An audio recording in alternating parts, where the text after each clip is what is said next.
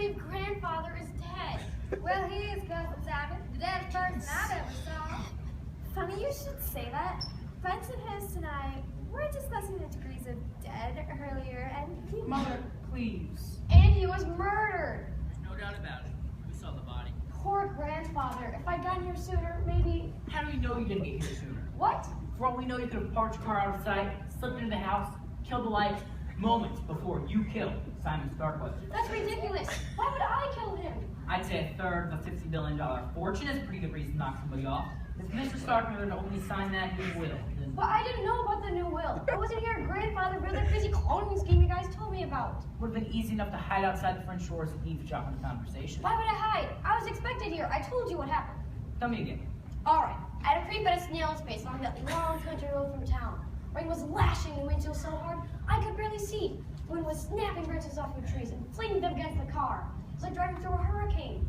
When I got to the wooden bridge with spans across the street which froze around the estate, I had to stop. The stream had turned into a raging river. I tore the bridge to pieces. I remember a place about a mile from there where a tree had fallen across the stream years ago. I used to play out when I was a kid. I found the dead tree and managed to walk across it, even though the rising water nearly covered the trunk. Apparently, it got her just after grandfather was murdered. That's a good story. But it sounds rehearsed. Not nearly enough. No way.